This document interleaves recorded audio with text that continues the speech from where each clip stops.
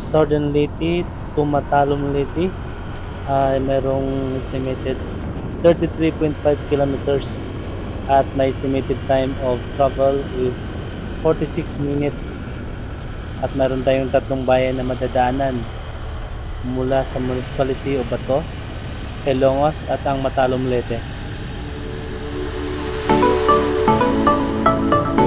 At kung napapansin nyo guys, napakaganda ng kalsada, no? Kung titingnan natin, luwag, wala naman talagang traffic dahil nandito tayo sa probinsya. Pero yung kalsada guys, napakaganda. Hindi natin makikita na may lubak-lubak or kumbaga sirang kalsada. Ito'y napakaganda dahil bagong-bagong gawa guys. Kung napapansin nyo, mayroon pang nagtatrabaho dyan, no, sa ito. Dinagdagan o nag-whitening sila para madagdagan ng lapad ng kalsada.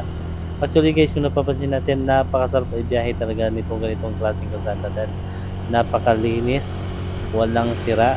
Ayan guys, no? Napapansin niyo yan? Ang ganda.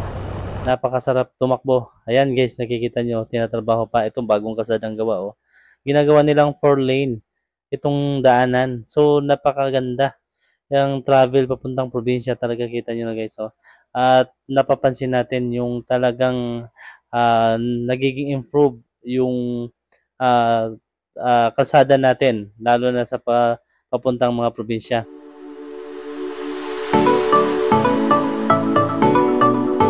At nandito na tayo sa unang bayan na madadaan. Napapansin natin maraming nagtitinda dito ng souvenir at mga tire pambata. Siyempre, swimming nga papunta doon sa Canigao. 500 pesos for the open cottage yan, no? At saka 700 pesos for the night tour. Okay? At saka para naman sa mga walang tables, mayroon din silang tent rentals. Mayroon silang tent na pinarentahan ng 100 pesos at yung tables nila 50 pesos at saka 10 pesos para sa chair. At ganun din, no? About naman sa room rate for overnight, 1,500 pesos and at saka wala silang corkage pay sa island, no? At sa mga hindi pa alam papunta dito sa Canigao, how to get Canigao.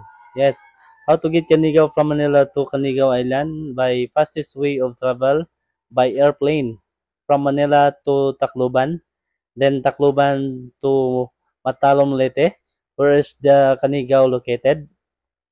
And then from Matalom Port, take a boat and fare of 65 pesos per head with a travel time of 15 to 20 minutes. Then you're in Canigao. At info lang guys sa mga turista na tatawid papunta doon sa Canigao guys. Hindi lang po yung gagastusin natin yung magbabayad tayo ng entrance. Mayroon pa po tayong babayaran nitong pagtatawid nitong bangka or boat papunta doon sa Canigao Islands. Kasi yung boat, babayaran ng per biyahe kasi niya 2,500 o hanggang 3,000 ang bayad niyan patawid. So kung mayroon kayong family nyo, gusto nyong special ang biyahe, kayo na mismo magbabayad ng 2 to 3,000 ang bayad. So walang halo sa inyo. Mayroon sa mga turista naman na dalawa o isa o tatlo lang, magsama-sama lahat yan para makasakay dun sa bangka at magbabayad ng per head. Okay? 65 per head para makatawid doon sa Canigao. Round trip na po yan. Yung 65 na yan. At ang alam ko na capacity dyan sa isang bangka na yan, nag-estimate dyan ng 40 to 60 persons para makasakay dyan sa bangka na yan. Kasi depende din sa laki ng bangka din. Mayroon din hanggang 30 lang or 40. Depende sa laki ng sasakyang bangka. Kaya yun po ang capacity. So kung ikaw, dalawa lang kayo, at saka 3,000 na mababayaran mo buo para makatipid, maghintay kayo o maghanap kayo ng kasama para maghati-hati kayo dyan sa pagbiyahe papuntang Canigao.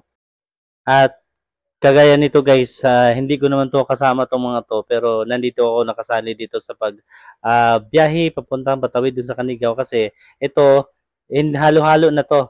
Kumbaga nagbabayad na ng per head itong pagbiyahe na to papuntang Canigao. At saka yung safety naman guys, kung napapansin nyo, nakikita nyo yung mga life jacket dyan. Kung sinong gusto magsuot ng life jacket pabiyahe papuntang Canigao, pwede naman guys. At saka kung ikaw naman ayaw mo, di okay lang din. Nandyan lang yung yung life jacket kung gusto nyo lang. Pero sa ganda ng panahon naman, hindi naman siguro na kailangan na magsuot ng life jacket na kagaya niyan guys. So, kitang-kita na yung Kanigaw. Ilang minuto pa lang ang biyahe, kitang-kita na. Mukhang nakaka-excite nga eh, kita mo? Kitang-kita na yung puti ng buhangin kahit malayo pa. Wow, nakaka-excite talaga, no? So, tara guys, antayin natin. Makakarating tayo doon. Babalik tayo guys.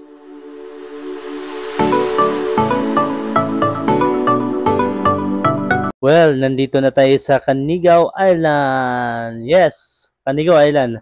At saka maraming nagtatanong why we should visit Canigao Island. Why nga ba? No? Para sa akin, Canigao Island is a beautiful destination that offers visitors to relax and unwind in a very relaxing natural environment. And it's also attract visitors because of their white sand beach, blue and crystal clear water, and a very abundant marine life. Well, it's also a perfect destination for a beach love.